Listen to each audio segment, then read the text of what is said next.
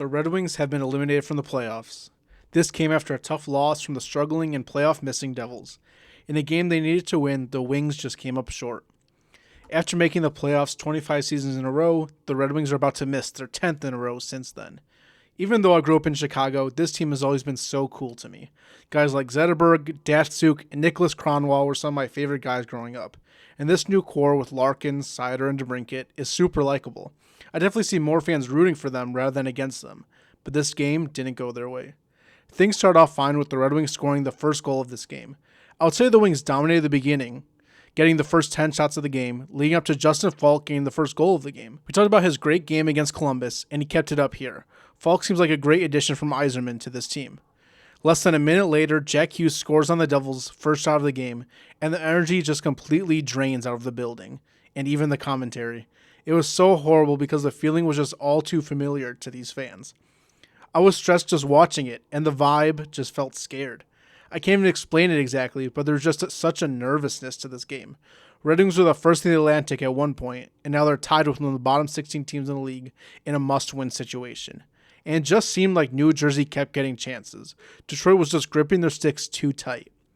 Falk and Finney have a great opportunity 8 minutes into the second, but Finney is just kind of not looking at the play and trying to draw a penalty. The pressure of winning just seemed to eclipse what they needed to do to actually win this game.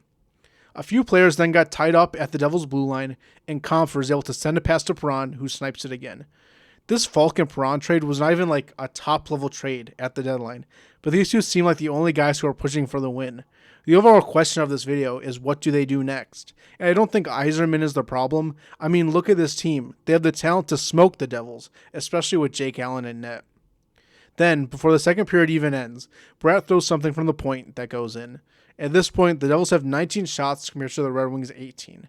After having the first 10, the Red Wings have fallen behind the Devils in shots. Raymond has a great push to the net and is able to get it to Finney for a goal. Red Wings was able to have amazing bursts of offense, but it feels like the Devils are the most consistent pressure during this team. This is proven when after a shot from the point and some hacking in front of the net, Cody Glass is able to bury a goal and tie it up. Cody Glass will play great today, and I feel like is a super solid player. The first ever Golden Knights draft pick, I've always had a soft spot for him. Then with 3.5 minutes left in the game, a bad giveaway in the offensive zone leads to a 2-on-1 for Hughes and Bratt buries it. This does it for the game. Red Wings are booed out of their own arena as they miss the playoffs again.